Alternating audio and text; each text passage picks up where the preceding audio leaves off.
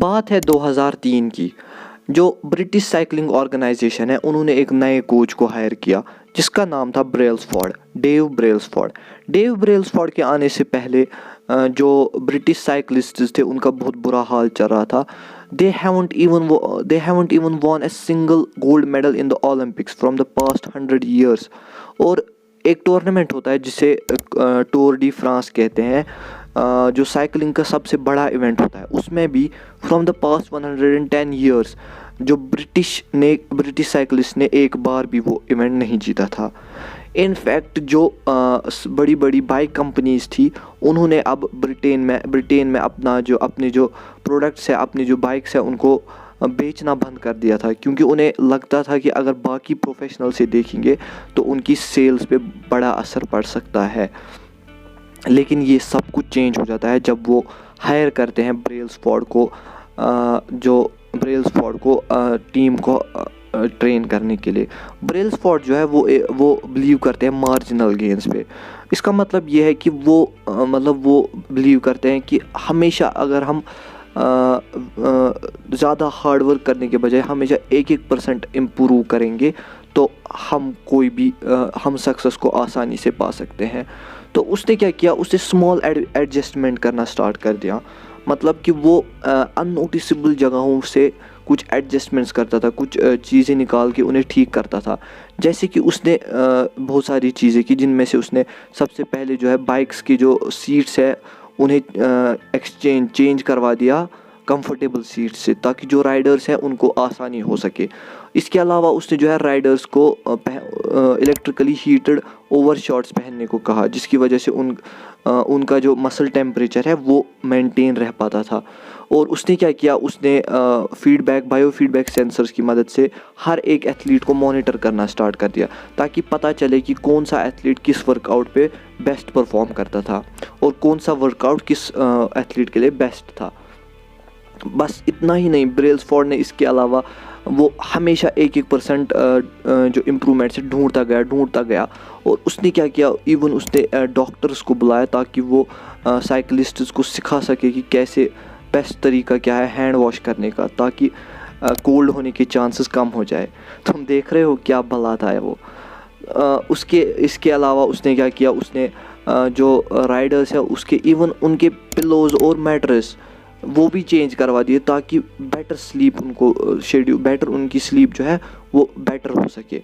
देख रहे हो, इतना ही नहीं, मतलब ऐसे ही करता गया हंड्रेड्स ऑफ चीज़ों को, अननोटिसेबल चीज़ों को वो इम्प्रूव करता गया।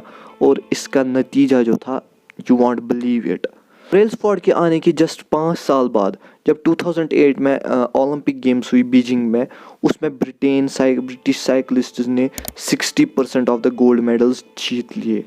इसके 4 साल बाद जब ओलंपिक गेम्स लंदन में हुई, उधर पे जो ब्रिटेन साइकिलिस्ट्स है उन्होंने 9 ओलंपिक वर्ल्ड रिकॉर्ड सेट कर दिए और 7 वर्ल्ड रिकॉर्ड सेट कर दिए।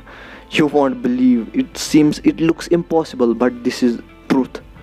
और दिस ईयर, यही जो साल था जब ओलंपिक गेम्स लंदन में थी, उसी साल जो था टूर डी फ्रांस में जो एक साइकिलिस्ट थे जिनका नाम ब्रैडली विगिन्स था, वो पहले ब्रिटिश साइकिलिस्ट बन गए जिन्होंने टूर डी फ्रांस जीत लिया। और ऐसा चलता गया। उसके बाद 2015, 2016 और 2017 में भी ब्रिटेन ने जो है टूर डी फ्रांस जीता। अब अगर हम इन 10 सालों का देखें तो from 2007 to 2017 British cyclists won 178 world championships and 66 Olympic और para Olympic gold medals and captured 5 tour de France victories. और इसी चीज़ को कहा जाता है the most successful run in the cyclic history. ये जो कहानी आपने सुनी, जो मैंने आपको सुनाई, ये ली गई है जेम्स क्लियर की किताब एटॉमिक हैबिट से। और अब आप मुझे बताओ, क्या लगता है ऐसा क्यों हुआ? डेव ब्रेल्सफोर्ड के आने के बाद कैसे अचानक से ब्रिटिश साइकिलिस्ट्स की तकदीर बदल गई? तो इसका आंसर सिंपल है। जैसा कि तुम लोगों ने देखा, डेव ब्रेल्सफोर्ड ने 1% बेटर होने का प्लान बनाया। उसने इंस्टेड ऑफ फोकसिंग ऑन कि अब हमें गोल्ड मेडल्स जीतने हैं, अब हमें टूर डी फ्रांस जीतना है, उसने छोटी छोटी 1% चीज़ों को बेटर करना स्टार्ट कर दिया। अगर आप यही चीज़ अपनी लाइफ में इम्प्लीमेंट करोगे ना, यू विल अचीव एनीथिंग। तो तुम्हें क्या करना है, मुझे पता है मेरी जो मेजॉरिटी ऑडियंस है वो स्टूडेंट है, तो एज ए स्टूडेंट मुझे पता है तुम लोग अभी प्रिपेयर कर रहे होगे किसी कॉम्पिटिटिव एग्ज़ाम के लिए या अपने बोर्ड एग्ज़ाम के लिए, और उसके लिए तुम्हें लग रहा है कि मुझे बहुत ज़्यादा मेहनत करनी पड़ेगी, लेकिन वैसा बिल्कुल भी नहीं है। अगर तुम रोज़ खुद को 1% बेटर बनाने की कोशिश करोगे ना, you will achieve everything and anything you want. ठीक है, यही कहा गया है किताब एटॉमिक हैबिट्स में, यही कहा गया है कि अगर तुम रोज़ 1% बेटर होते जाओगे, at the end of the year you will be 37% better. तो हमारा यही मकसद रहेगा कि ये साल जो है, इस साल में हम खुद को इम्प्रूव करेंगे, not only as a student but as a human being. हमें खाली इम्प्रूव अपनी स्टडीज़ में नहीं करना, अपनी फुल फिटनेस और बाकी चीज़ें, हैबिट्स, स्किल्स जो भी है, हमें सब चीज़ में इम्प्रूव करना है। तो उसके लिए हमें हर रोज़ थोड़ा थोड़ा खुद को इम्प्रूव करना है, और जो बैड हैबिट्स है उनको हर रोज़ थोड़ा थोड़ा करके कम करते रहना है। तो ये कैसे तुम लोग करोगे? अब अभी तक देखो, जैसे कोई बंदा देख रहा होगा ये वीडियो को, बिल्कुल भी पढ़ाई नहीं करता, ज़ीरो पे है। अब अगर तुम आज आधा घंटा पढ़ना स्टार्ट करोगे ना, 15 ही मिनट, अगर तुम आज 15 मिनट पढ़ना स्टार्ट करोगे ना, और इसको कंटिन्यू करते रहोगे 15 मिनट, फिर आधा घंटा, फिर पौना घंटा, eight the end of the year तुम पता नहीं कहाँ पहुँच चुके होगे। ठीक है, मतलब तुम्हें ऐसे खुद को इम्प्रूव करना है कि तुम्हारे ब्रेन को ये बर्डन भी ना लगे और तुम इम्प्रूव भी हो रहे होंगे। समझ रहे हो? ये एक ऐसी चीज़ है, अगर तुम समझ जाओगे ना, फिर मतलब तुम्हें स्टॉप करना इम्पॉसिबल है। और हाँ, ये खाली स्टडीज़ पे इम्प्लाई नहीं होता है। अगर तुम आज बिल्कुल लेज़ी हो, कुछ नहीं कर रहे हो, मतलब एकदम बैठे हो, सुबह उठे, मोबाइल या शाम को सोए, बिल्कुल बस इतना हो रहा है ना, फिर कुछ नहीं होने वाला। तुम्हें क्या करना है, तुम्हें स्टार्ट विथ 10 पुशअप्स ऑनली। तुम्हारे ब्रेन को बर्डन भी नहीं लगेगा, और 10 पुशअप जब तुम करते जाओगे फिर तुम्हें आदत पड़ जाएगी। उसके बाद तुम 20 मिनट एक्सरसाइज करना स्टार्ट कर दो। उसके बाद 20 मिनट जब करते रहो, और उसके बाद जिम जाना स्टार्ट कर दो। देखो तुम कैसे इम्प्रूव हो जाओगे। At the end of the year you will see yourself as a different person. Same applies to your bad habits. अगर देखो, मैं एक एग्जांपल देता हूँ। अगर तुम हो, एक बंदा है इंस्टाग्राम पे 3 घंटे दिन का दे रहा है, अगर वो 1 महीने में बस 10 मिनट कम करेगा, तुम 10 मिनट कम कर लो 3 घंटे से। अगर तुम दिन में 3 घंटे दे रहे हो, अब तुम्हें 2 घंटे 50 मिनट देने हैं दिन में, और एक महीने तक बस इसको अपने दिमाग में रखो कि 10 मिनट कम होने चाहिए।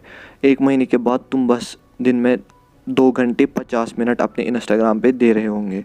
ठीक है, तो अगर तुम इसको अब 12 महीनों के साथ मल्टीप्लाई करोगे, तो at the end of the year you will reduce 3 hours from 1 to 1 hour. खुद देखो कितना इसका कंपाउंडिंग का इफेक्ट है।